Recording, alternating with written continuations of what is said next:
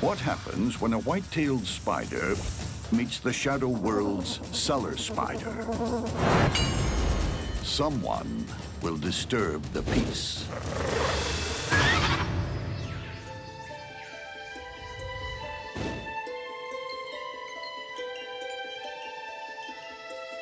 Meet the cellar spider. Its thin, pole-like limbs make it look somewhat fragile, even weak. But nothing's further from the truth. The cellar spiders are actually pretty good at killing other spiders. They don't necessarily specialize on killing other spiders, but they're really good at it when they get the chance. Cellar spiders prefer to operate under cover of darkness, and they're not picky about where. You can find cellar spiders everywhere. Corners of houses, protected areas, near trees. They build these kind of rough webs relatively high. From their hidden vantage points, they pick off passing prey. Small or large, it makes no difference. And those spindly legs, with their multiple sections, have the clearance of a monster truck and are as nimble as high-speed knitting needles. Their legs are long and lean and effective for keeping everything at arm's length. They can immobilize rivals from a safe distance by wrapping them in silk before moving in for the kill. Their fangs are tiny, but pack mean venom. But before they can use their fangs, they have to catch their prey. In the shadows, this cellar spider installs more sticky silk. It won't rely on an intricate web, just the basics. Enough to ambush the unwary.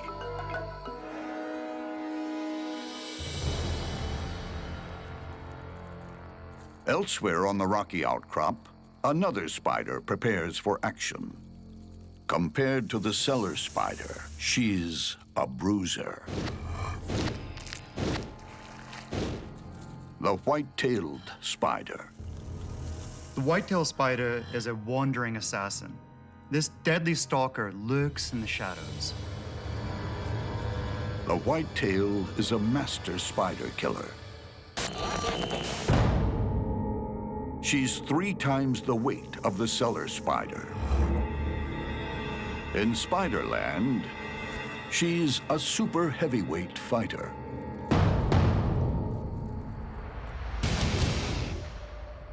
Even a night-stalking commando like the wolf spider can be overpowered in an instant.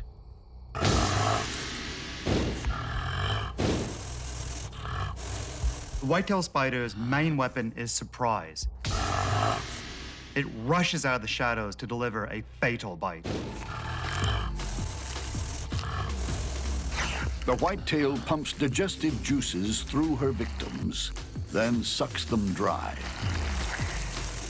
Few spiders walk away from the whitetail. Would a delicate cellar spider take on a super heavyweight? You'd be surprised. I don't think the whitetail has a chance.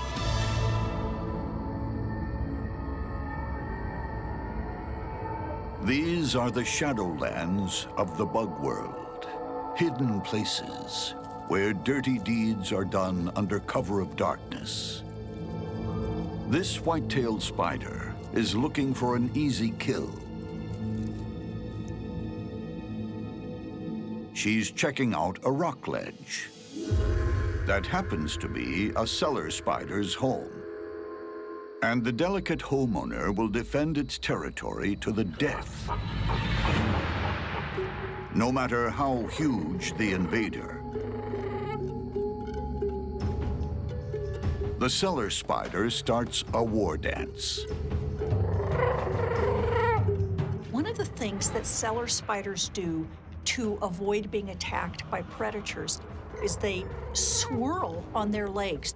Another thing that they might do is pump up and down, and they disappear because they're moving so fast they become invisible. The whitetail isn't so easily fooled. She holds her ground. Conflict is inevitable. For the whitetail spider, it's all about getting the first bite in. But the cellar spider moves first. It flicks the whitetail onto its web.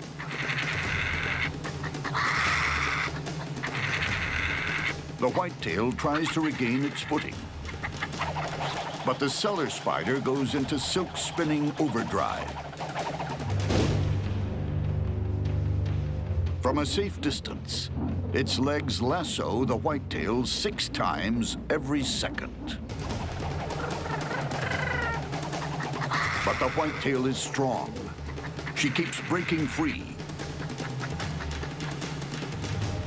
Cellar spider's silk isn't the strongest, nor stickiest in the spider world, but there's a lot of it.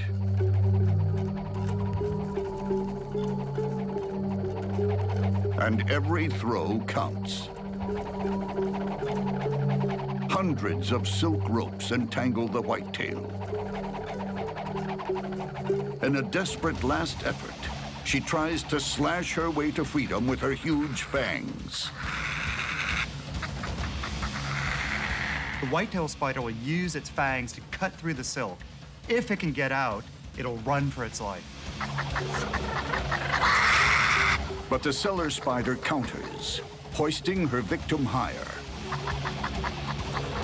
It's spinning too much silk, and the whitetail's jaws may not be enough.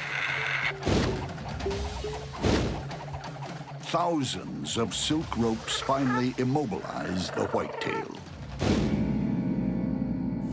Enough for the cellar spider to move in for the kill.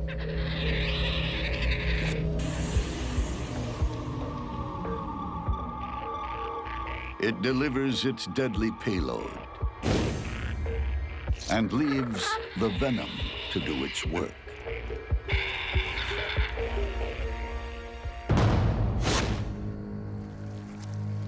A delicate spinner outguns a big brute. And the Shadowlands are quiet once more. But they won't be for long.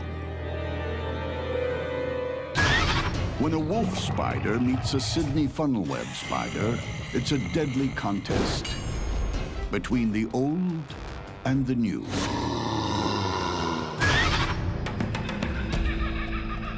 Although there are almost 40,000 species of spider, they come in 2 main categories, modern or primitive. Like this Sydney funnel web, a dinosaur. It's changed little over millions of years. In terms of temperament, the Sydney funnel webs are just ill-tempered, cranky spiders. It's the grumpy old man of the bug world. It's still around today because it's a successful hunter, and the key to its reign are these. 2 of the biggest, most powerful jaws in Spiderland, backed by super venom. You don't survive for several 100 million years without being effective predators and being good at what you do. So the funnel webs may not have many diverse behaviors, but in fact, what they do very well. But there are downsides to being Spider version 1.0. It can hardly see from its 8 eyes. Its lumbering frame isn't very fast. And its lungs are underdeveloped, so it's exhausted quickly. It mostly lies in wait, in moist, shady corners of the forest, with a small web funnel at the entrance. What characterizes these webs is it has a narrow funnel or a narrow retreat that the spider lives in. So it may have a hole in a log that's covered in silk, and then it runs out from this retreat in order to capture prey. They live in burrows. So basically, this is a burrowing species that's found in relatively moist soil under logs.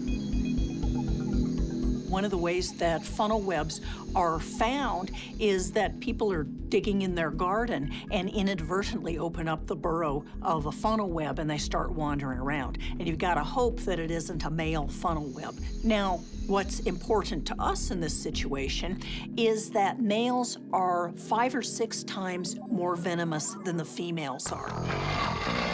But what happens when this prehistoric monster comes face to face with a modern-day warrior? Will the old still outgun the new? In the world of monster bugs, there are 2 types of spider, modern and primitive. This is spider version 1.0, the prehistoric Sydney funnel web. The Sydney funnel web is not only a seriously cranky spider, but they really tend not to back off. They're really an ill-natured spider.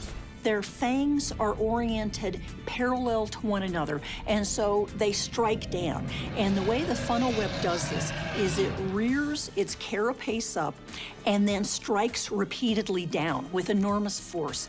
The force is reputed to be sufficient to kill a mouse, to crush a mouse skull. This cricket came too close. And the funnel web's caveman table manners make short work of any prey.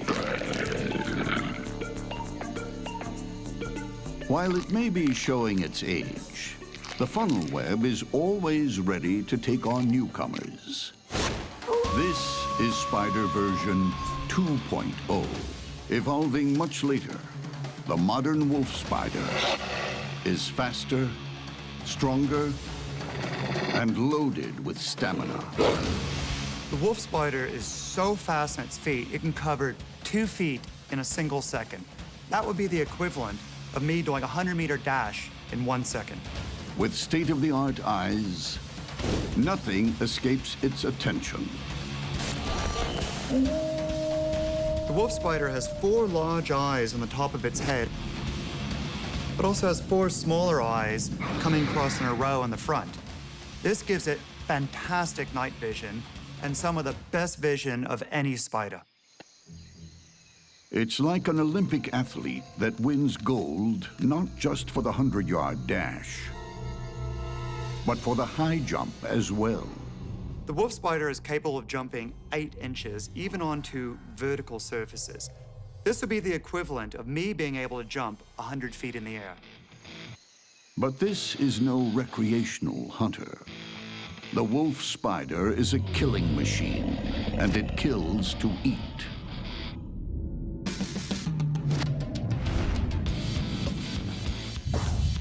It's also a master tactician, using stealth, cunning, and patience while it stalks its prey.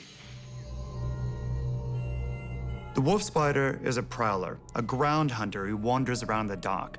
Once he finds a good ambush spot, he'll sit there and wait.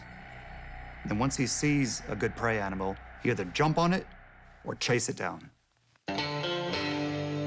It lies in wait for a hapless victim, like this cricket.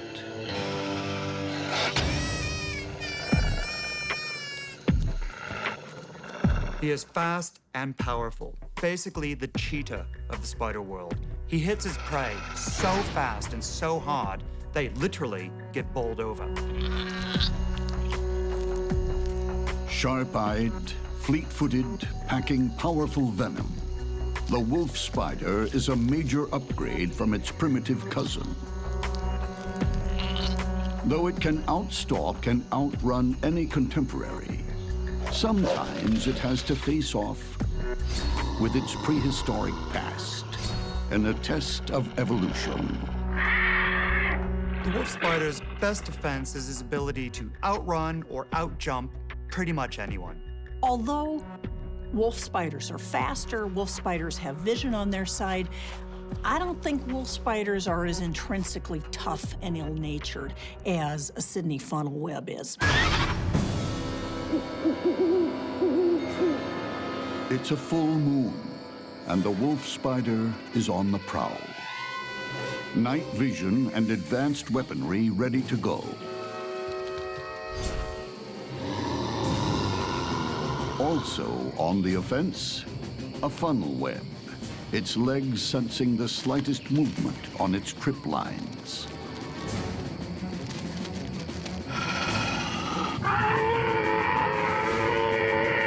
The funnel webs will rear up, and you can see venom dripping out of the tips of their fangs. And they will stay in this position for 10, 15 minutes, ready to strike should the potential predator or prey come any closer.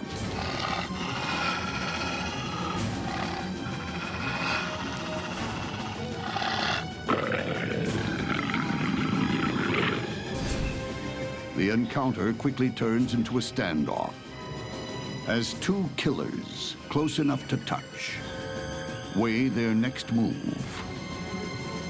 It's a tricky standoff, like two gunfighters waiting for the other one to flinch. The funnel web spider has bigger fangs, but the wolf spider has the speed. One thing is for certain, the next move will be fatal.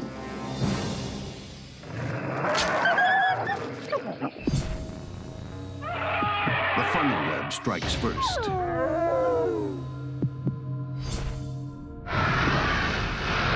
As the funnel web's massive jaws rip open the wolf spider, venom floods in.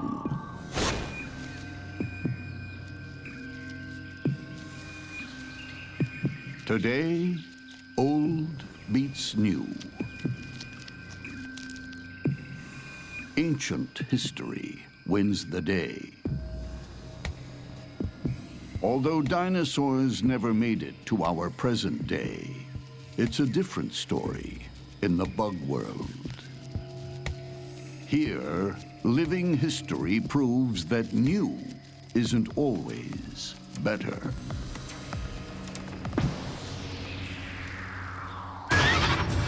What happens when a brown house spider and a redback spider live too close for comfort?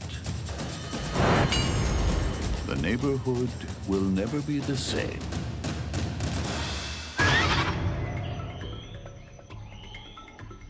This log has become a sort of bug housing estate.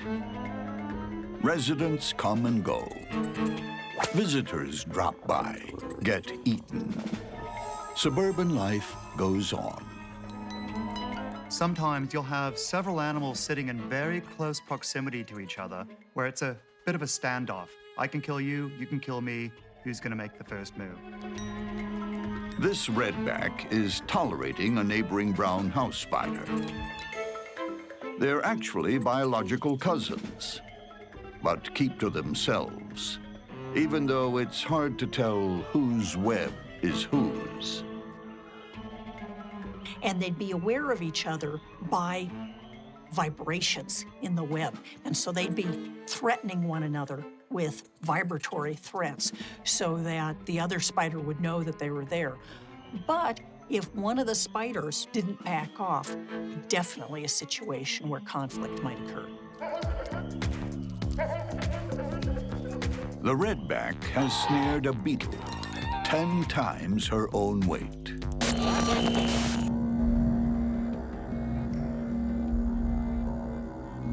The superpowered silk is extruded from spinnerets mounted on the redback's posterior.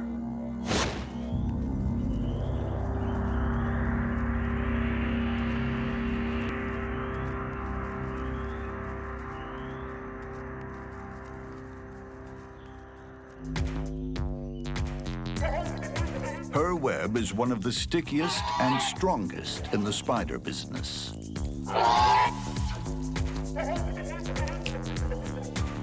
If it was scaled up to the thickness of climbing rope, it could snare a jumbo jet in flight.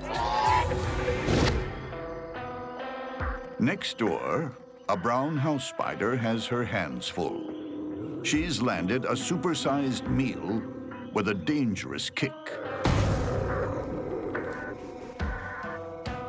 Like the Redback, she combines a sticky web with fast wrapping.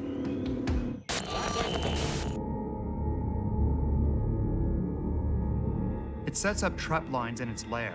Once detected, it'll drop down and attack with a barrage of silk. Her fangs are small and deliver powerful venom.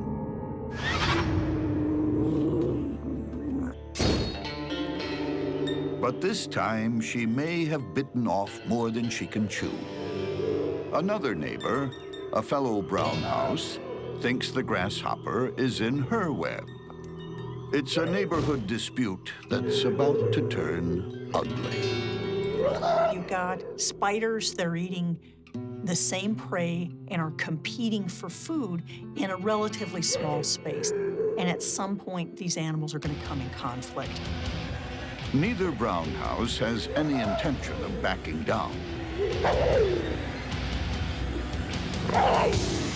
The neighbor moves first and starts a wrapping frenzy.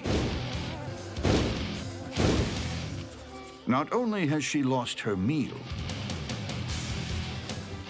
the original brown house is now losing her life as she's bound and gagged at her own dinner party. A deadly bite seals the deal. One brown house spider has just killed another one, even though they're the same animal. But this is not unusual in nature. Fratricide or cannibalism is quite common. Just because you're related doesn't mean you're not dinner.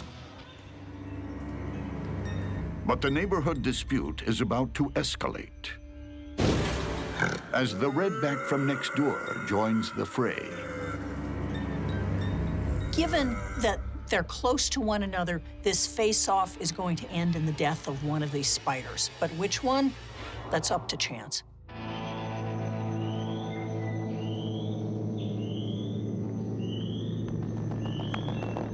Inside a crowded log, two brown house spiders went to war over dinner. Now, one's a meal herself. But hostilities aren't over yet. A neighbor from across the street, a Redback, has decided to join in. She has a web nearby, and she's just breached an invisible wall. The brown house has a new problem. Pretty much, this is a totally even matchup. Both have the same equipment. You know, they both have silk at their disposal. They both have venom at their disposal. They both have sticky webs. It really is who happens to get the edge, who happens to wrap up the other one faster. The neighborhood fight is about to get even nastier. On the world's stickiest tightrope. Each spider tries to stay clear of the other's spinning legs. The first to start their rap of death wins.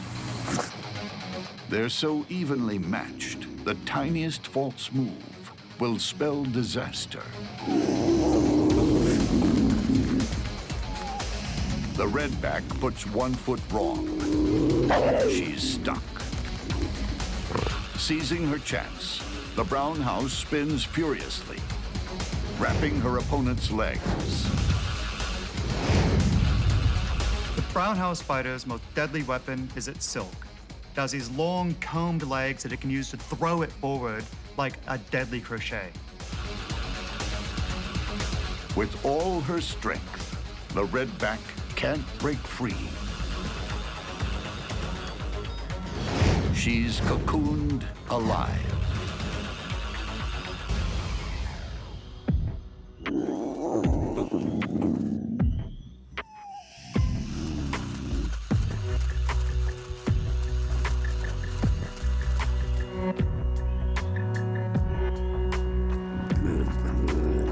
Brown house spider's fangs are very small, so it'll only bite once the prey is firmly secured with the silk.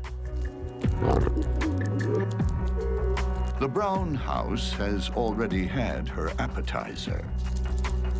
The redback makes a tasty entree. Now, the neighborhood bruiser sits back and waits for dessert to come by. When two bizarre spiders go into battle, it'll be a bug fight with a difference. One jumps, the other spits. For all its benign natural beauty, the rainforest harbors some truly odd creatures. The metallic green jumping spider looks like an 8-legged disco dancer.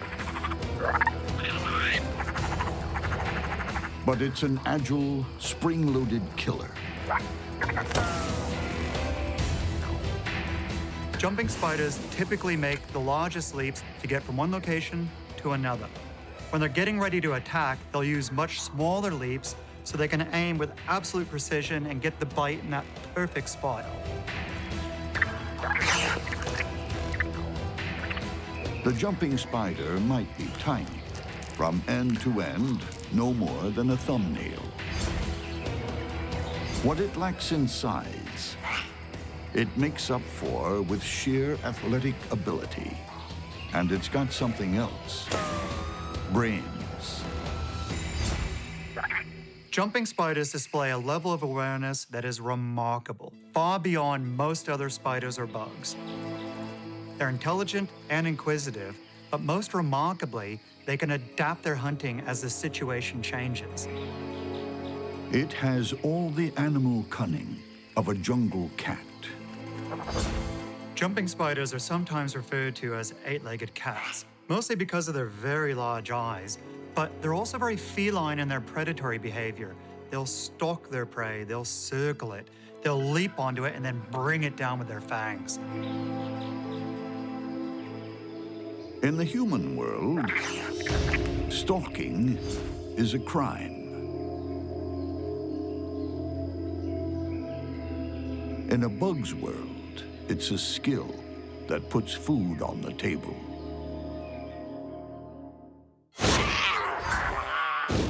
But the jumping spider isn't the only clever predator in this jungle.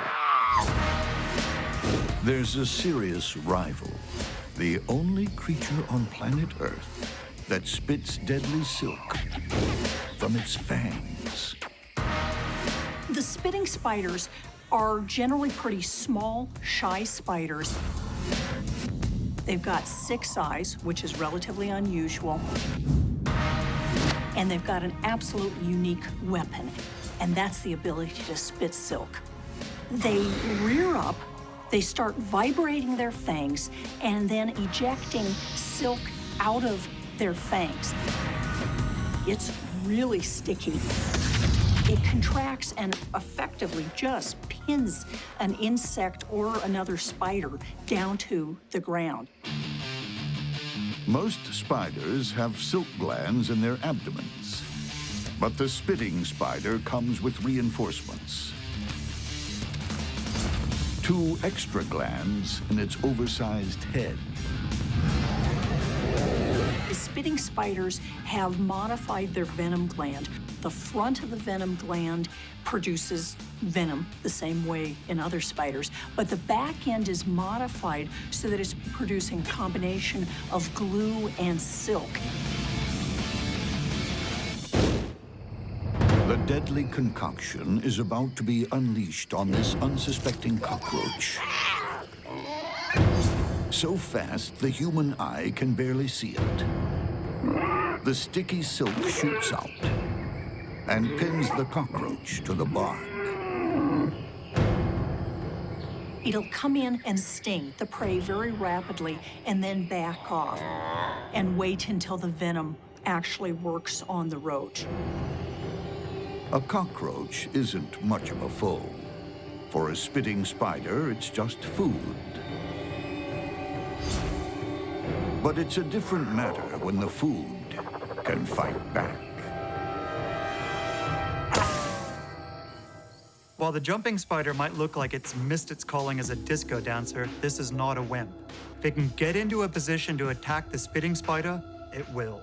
The spitting spider, it depends on if the jumping spider is in the right range and it's able to respond rapidly enough and pin that jumping spider down. In a bug world jungle, two pocket-sized predators are on the prowl. One, an expert stalker, able to launch itself at an enemy like a jungle cat. The other, armed with an assault weapon straight from science fiction. Fangs that spit deadly silk with pinpoint accuracy. The spitting spider is able to shoot gluey spit out of its fangs at incredible speeds that rapidly pins down its prey. It's just a matter of time before the predators cross paths and cross swords. Like a leopard, the jumping spider has stalked its victim, silently, relentlessly. It leaps at the spitting spider, but it's off the mark. The jumping spider has made a mistake here. It has lost that advantage of surprise. The spitting spider has all of the advantage. The spitting spider takes a shot. It goes wide, but some of the sticky silk clips the jumping spider's leg.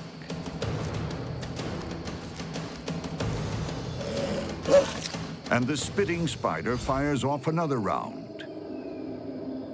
Only in slow motion can the airborne mass of sticky silk be seen.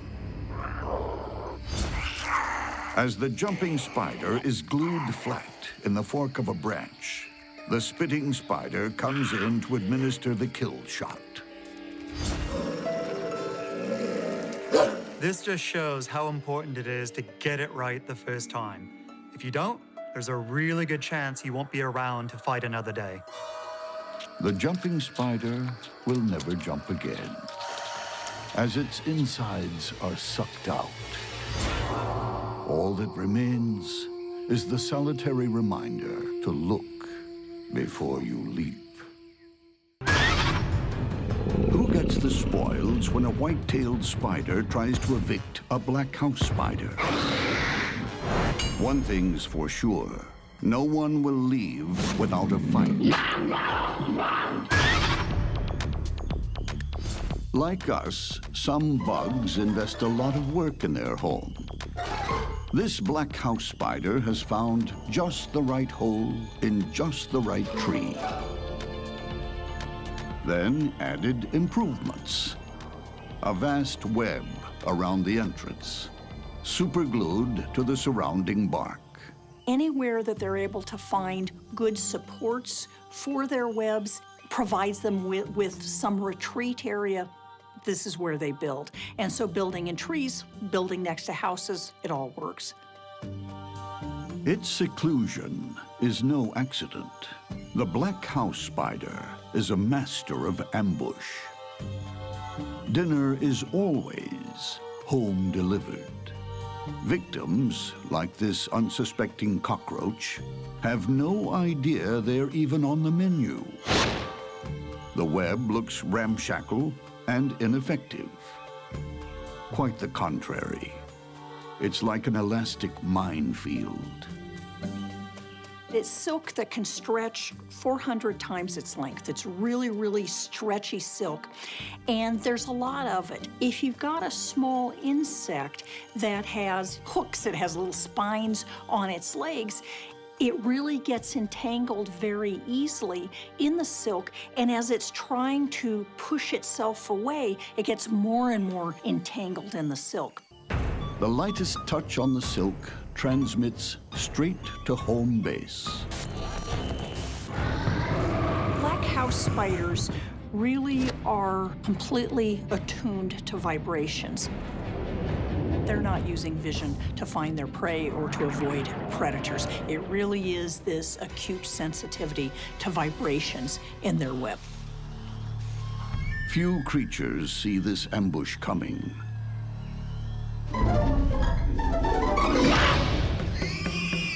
A venomous bite seals the deal. But the spider doesn't stay on the street for long. It always eats in. Not all spiders are homebodies. Some are drifters, like this white-tailed spider. She's not tied down with webs and maintenance. She's a roaming assassin who prefers to eat out. The white-tailed spider is not fussy. It'll eat pretty much anything that it can encounter, but its favorite meal is the black house spider. Today, the whitetail is ravenous. She's like a bloodhound, sniffing scent trails from potential victims. But she's not using her nose. She doesn't have one. The tips of her legs are equipped with scopulate hairs. Underneath the hairs are chemical sensors that guide her to her target. Because the white-tailed spider uses its feet so much, it's absolutely important that it keeps them very, very clean. And those chemical sensors have just detected a black house spider. Whitetail doesn't bother too much with the defense. This is an animal that's all about offense. It goes out looking for trouble, it starts the fights, and it finishes them. The roving assassin is about to become a home invader. And the black house spider won't back down. One thing's for sure, there will be only one survivor.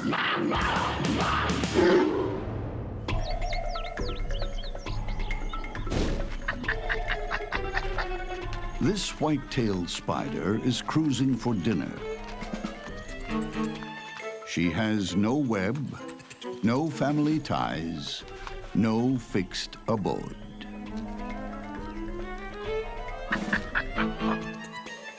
Further up the tree, this black house spider lives a different lifestyle. It set an elaborate web outside its permanent home. Now it's monitoring for vibrations, hoping whatever's coming will be another meal.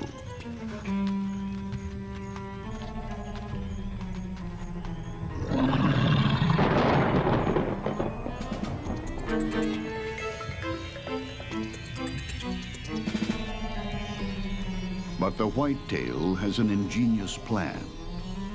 It'll use the black house spider's own web to lure it out. The black house is being played like an old fiddle. Whitetail is a trickster. It'll sit there and pluck on another spider's web, mimicking a prey trapped in there, and then nails it like lightning. The black house takes the bait.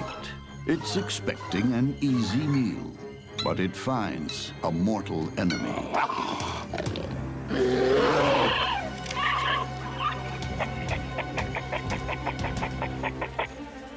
The black house throws a decoy, its own leg. Losing a leg is actually a super strategy for getting away from a predator. This black house spider has sphincters that are able to close off the blood flow so the spider doesn't bleed to death. It's far better off losing a leg than losing its life. The whitetail is left with just a spider drumstick. Now she retreats to her rival's abandoned house and seals the door to eat in peace. The white-tailed spider is a wanderer. It doesn't stay very long in any one place. But in this case, now that it has a nice big meal in its stomach, it'll sit there and squat in what used to be the black house spider's home. But the owner's back and fighting mad.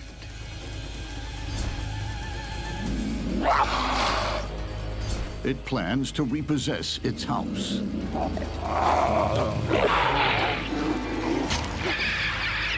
This time, a body strike stuns the black house. Dropping limbs won't help it now. Venom rushes into its body, killing it.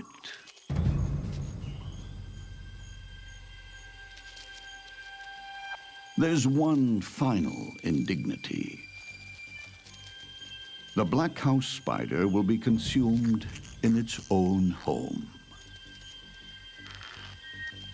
In bug realty, you can be evicted and eaten on the same day.